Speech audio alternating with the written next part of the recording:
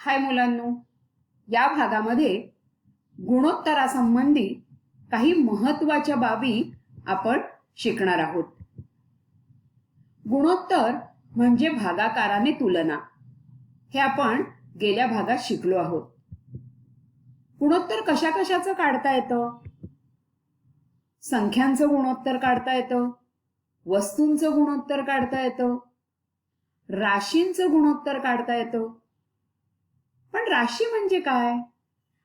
तर राशी म्हणजे कोणतीही मोजता येणारी गोष्ट. आपण लांबी मोजतो, वजन मोजतो, काळ मोजतो, अशा अनेक गोष्टी आपण मोजतो. त्यांना म्हणतात राशी. आता आपण गुणोत्तराचं एक उदाहरण बघूया. 200 ग्रॅम वजनाच्या गोळाच्या खड्याशी 1 किलोग्रॅम वजनाच्या गुळाच्या ढेपेचं गुणोत्तर किती? ही गुळाची ढेप आहे. हिचं वजन आहे 1 किलोग्रॅम आणि हा गुळाचा खडा आहे. याचं वजन आहे 200 ग्रॅम. या वजनाची आपल्याला भागाकाराने तुलना करायची. गुळाच्या खड्याचं वजन छेद गुळाच्या ढेपेचं वजन असं केलं की आपल्याला गुणोत्तर मिळेल. बरोबर 200/1, कारण खड्याचं वजन आहे 200 ग्रॅम आणि ढेपेचं वजन आहे 1 किलो. म्हणजे आपलं उत्तर आलं 200/1. बरोबर आहे का हे उत्तर? काहीतरी गडबड आहे ह्याच्यात. खड्याचं वजन ढेपेच्या वजनाच्या 200 पट येतंय. शक्य आहे का? काय गडबड झाली असेल बरं? बघूया आपण. महत्वाची गोष्ट अशी की आपण ज्या मापनाची तुलना करतोय त्याची एकक समान असायला हवी.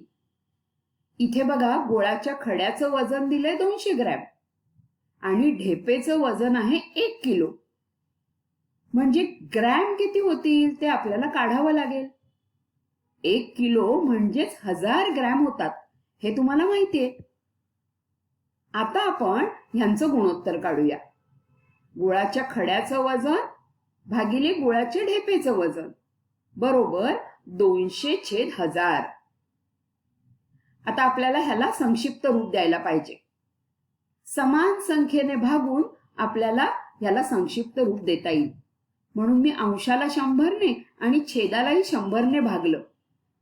म्हणून माझं उत्तर आलं 2/10.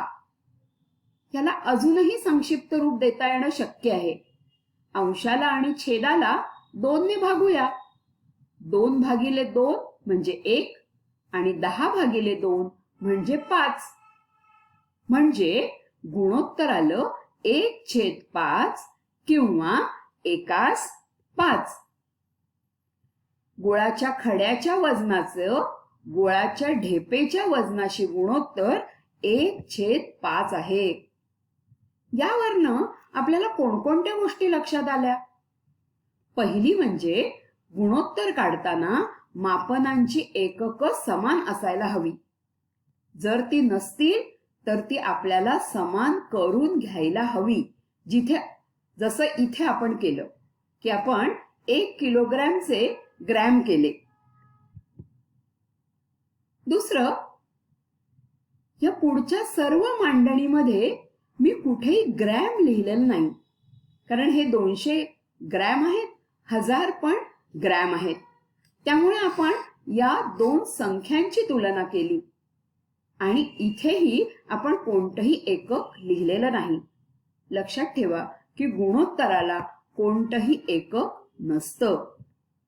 आणि तिसरी गोष्ट म्हणजे गुणोत्तर आणि मूळ दिलेल्या संख्या ह्या एकच असतील असं नाही. उदाहरणार्थ, इथे वजनाचं गुणोत्तर आलंय 1/5 आणि दिलेली वजनं काय आहेत? 200 ग्रॅम आणि 1000 ग्रॅम. त्यामुळे गुणोत्तर ही तुलना आहे. त्याच्यामध्ये मूळ संख्या जशाच्या तशा येतील असं नाही. मूळ संख्यांच्या भागाकाराशी समान किमतीचा एक छोटा अपूर्णांक आपल्याला गुणोत्तर म्हणून मिळतो. अजून एक उदाहरण पाहू. एका शेतकऱ्याकडे बैल आणि गाई यांचं गुणोत्तर आहे 1:3. जर त्याच्याकडे 9 गायी असतील तर बैलांची संख्या किती ते काढायचंय. आता आपल्याला काय दिलंय बघा. बैलांचं गायींशी गुणोत्तर आहे 1:3. म्हणजे काय? म्हणजे असं की एक बैल असेल तर त्याच्या बरोबर 3 गायी असतात. किंवा दुसऱ्या शब्दात आपण असंही म्हणू शकतो की जर एकूण 4 जनावरं असतील, कारण 1 + 3 4 होतात, एकूण जर 4 जनावरं असतील तर त्यातला एक बैल आहे आणि 3 गायी आहेत. गुणोत्तराचा हा अर्थ आपल्याला समजायला हवा. पण गायी त्याच्याकडे 9 आहेत, मग बैलांची संख्या किती? आता हे जर उदाहरण तोंडी करायचं झालं तर आपल्या असं लक्षात येईल की 9 ही 3ची तिप्पट आहे. म्हणून आपल्याला या एकाची पण तिप्पट करावी लागेल. 1 × 3 = 3, म्हणून बैलांची संख्या आहे 3. आता हे जे उदाहरण आहे ते समीकरणांचा वापर करून आपल्याला सोडवता येतं. बैलांची संख्या किती असं विचारलंय, ती आपल्याला माहित नाही, म्हणून ती आपण x मानूया. बैलांची संख्या x, गायींची संख्या 9. त्याचं गुणोत्तर आहे 1:3 किंवा 1/3. मध्ये मी समानतेचं चिन्ह दिलं कारण ही दोन्ही गुणोत्तर समान आहेत. आता समीकरण कसं सोडवायचं हे आपण शिकलोय. हे छेदातले 9 आपल्याला नको आहेत, म्हणून मी दोन्हीकडे 9नी गुणलं. तर हे छेदातले 9 आणि अंशातले 9 गेले आणि इथे आपण 3 ने भाग देऊया. 3 एके 3, 3 त्रिक 9.